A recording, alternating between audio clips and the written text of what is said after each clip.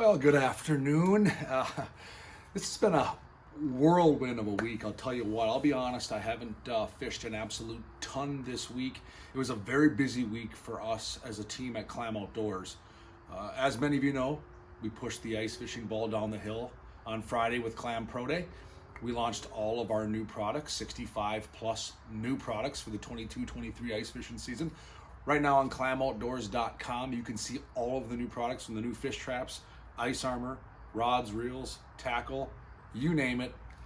We had an awesome day on Friday. We had 400-ish pro staff, media, whoever inside the building there in Rogers, Minnesota to get the ice fishing season formally started. So that kept my week very busy, setting up for that, getting things organized, getting people on track, having social night, having some fun, and just thinking ice here in the middle of August. But I'll tell you what, the conditions lately kind of feel like we're moving that way. I'll tell you what, it's been fall-like. Here I am still in the afternoon wearing a hooded sweatshirt. Wore it today all morning fishing, wore it sweatshirt all day yesterday fishing. Yesterday it barely got, I don't know if it even hit in the 70s. It just kind of stayed cloudy and weird, and it was like that again today. So a little abnormal, I'd say. Water temps are actually trickling down. Now, I'm not saying they're plummeting. We're not seeing these major cold fronts. It's still in the mid to upper 50s at night, but these mid-degree, 7-degree water temps are seeing a little bit of a hit. So you are starting to see a little bit of that change. Again, not enough for me to make any drastic movements, drastic adjustments. Maybe it's allowing me to have a little more fun, be a little more creative, that kind of stuff. And we'll go through some presentations and ways we caught our fish this week, especially the last few days. You know, last week we hit you hard with 5 presentations that are really working. All 5 of those still are catching fish. I'm not going to probably beat any of those with a dead horse today. I'm going to touch on a few other options. We did a little bit more of a movement bait presentation type approach the last couple days to catch some fish. Chased some smallies yesterday, got fish to bite on everything from chatterbaits to drop shots to jig worms, even to the small swim baits. Super easy bait to fish. I don't have it on display here, but they're all rigged in the boat on a bunch of spinning rods for clients the last couple days. Was a smallie smasher from All Terrain and a little Kitech 3.3 or 3.8 cast, slow retrieve. Caught a bunch of smallmouth yesterday.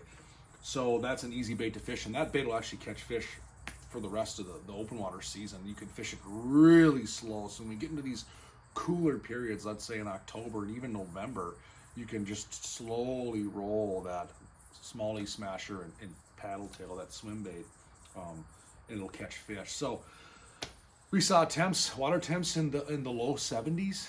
A little bit of mid 70s, 74-ish. I mean, I didn't see anything teeter up in the upper 70s the last few days. I think we're kind of at that point now.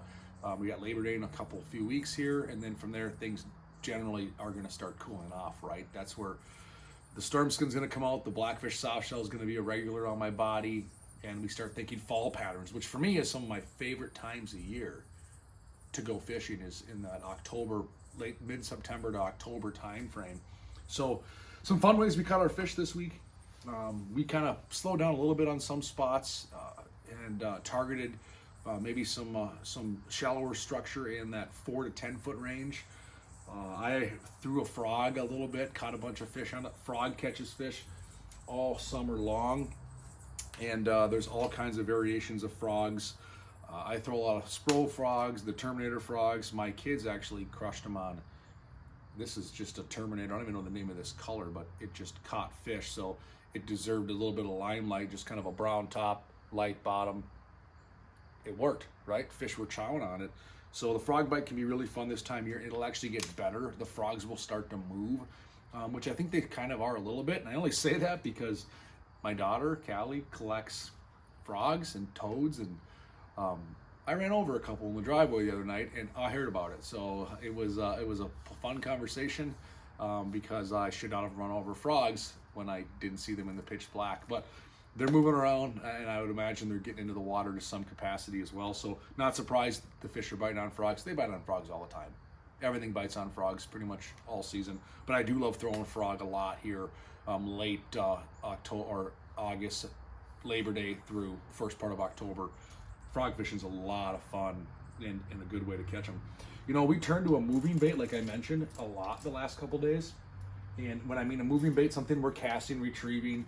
We talked about the smallie smasher, paddle tail body. I threw a lot of chatterbaits in the last couple days, and I love that bee height special. It's probably my favorite color. It's a jackhammer. It's got green pumpkin, little white chartreuse in it. Okay, green pumpkin, chartreuse. If you know me, you know I fish that combination a lot. So you're probably not surprised on a chatterbait I'm not fishing that as well. And then the weight depends on, to me, wind conditions, depth, speed I want to retrieve the bait, everything from a 3/8 ounce to a 1/2 ounce are probably my two favorite weights.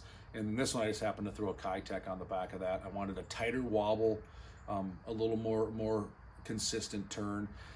But I will throw a Zaco from Yamamoto. I will throw, there's a bait from Big Bites I love to throw on a chatterbait. They all catch fish. Wish I had a big bite, because last time we talked about this, I didn't know the exact name of that bait either, and I continue to throw it without knowing the name of it, which I guess is okay, but whatever. Teach their own. So this is what caught a lot of fish for me, was a chatterbait. Love fishing it. I actually had Lonnie and the team at Thorne Brothers specifically build me a couple chatterbait rods.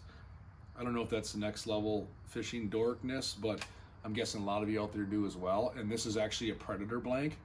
A Predator blank, heavy action. We built it like in 7.6. This is actually 7.8. And this allows me just to absolutely chuck this chatterbait a long ways. A lot of sensitivity. I can feel weed ticks. I can feel nicks like that, hitting sandgrass, whatever it might be. And I actually put on here, I'm a little non-traditional, and I like it. I'm getting used to it. It's not a DC. I put a 200 series Tranx. And you might ask what a Shimano Tranx is. Well, it came big. Its claim to fame is in the muskie world. They have the big series 400 series Tranx, big paddle handle, lots of power, a lot of crank. You can pull a cinder block in, and they're getting those reels for moving big bladed bucktails, like double 10s, double 12s, 13s, right? Big blades, lots of wrenching power. And it was actually Andy Young, who's a professional bass fisherman, I saw mentioning how he uses a Tranx to spinnerbait fish because of the durability of this reel. So I thought, you know what, I'll throw it on there. Small profile, lots of power, just for workhorse and chatterbaits. And so far I love it, you know. So I've caught a lot of fish on this setup. The guys at Thorne Brothers are dialed on building the rod. They built it to my liking. I actually had it built to match the reel. Yes, fishing dork status, as you know, but I think you could all relate. Split grip, wing grip, comfortable handle. And I can chuck, I can throw this thing a lot further than I need to, let's put it that way.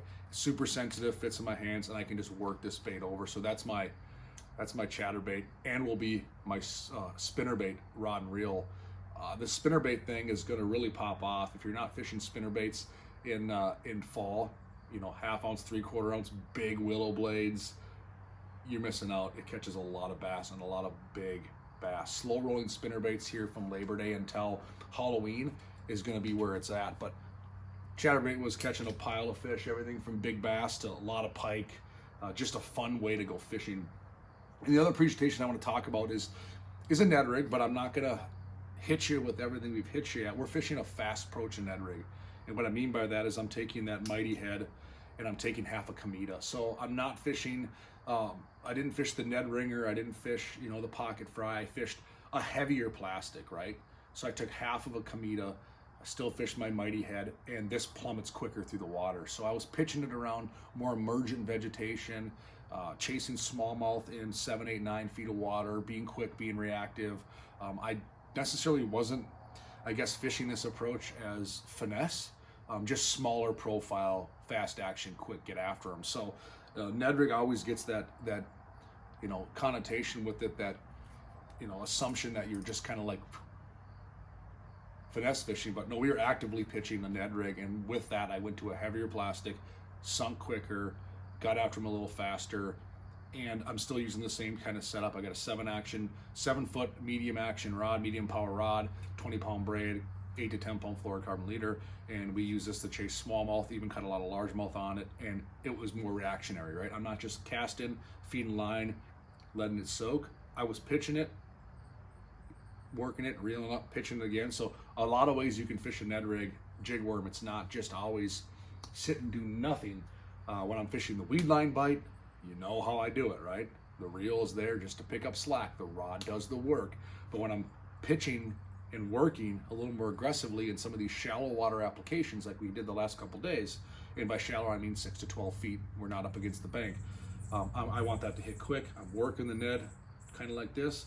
I'm reeling up, I'm throwing it again, I'm kind of hopping it, I'm working it back. These smallmouth are in wolf packs and they're cruising around and they're feeding. I'm not looking to get that weary largemouth in 18 feet of water that's just kind of sitting there fanning its fins, right? These smallmouth are feeding, so I'm trying to pick them off with this Ned Rig. Worked exceptionally well. Just another approach, another option, right, to chase some of these fish where some people are coming through with the Kitech on a smallie smasher. I'd come back through a tad slower, more specific on a spot, not just working it through a spot, more specific on a spot, letting it work that area a little bit with that heavier, call it power Ned rigging. I don't know if that's a term, but power Ned rigging is kind of how we caught a bunch of fish the last couple of days. But moving baits is a great way to catch fish. The kids are catching fish on it. We're having a lot of fun. You can still skip a ton of docks. There's a ton of bass in and around the docks, a ton of bass. There's still a ton of bass on the weed lines, out deep, drop shots, Ned rigs, jig worms, stuff like that. So good time of year to be fishing. A comfortable time of year to be fishing. I'll tell you what, I was very comfortable on the water the last couple days. It actually, like I said, felt good. A lot of rain this last week, a lot of rain. Lake levels did increase. There's no way around it. I can tell you our pool out back was overflowing. I don't know the exact amount of rain we got through Wednesday night, Thursday, Friday, Saturday morning, a tiny bit, but it was inches, half a foot, don't know. It came down sideways for a while. So what we get, we don't get rain for months. Hey, why not? We get it all at once. That's just the nature of the beast. So there you have it. It was a fun week, super cool. I started thinking ice fishing. Sorry for those of you that are discouraged by that, but I did with Clam Pro Day and seeing all my Clamily, all my friends in the fishing business. I also got to chat with a lot of great media like InFish, Lenders, Angling Edge, Outdoor News, you know, Midwest Outdoors. You know, they're all there hanging out. You guys rock. You guys get the message out there to all the people that are trying to stay active in the sport of fishing. So keep it up. Love it. But there you have it. We're excited for another week. Going to be an action-packed week. I got a lot of time in the water coming up here this week. Should be a really cool report. I'm going to be West Metro, East Metro, Tonka. We're going to be all over this next week. So next Sunday should be a rockin' report, and we'll get after it some more. So have fun, catch some fish, be safe. August patterns continue.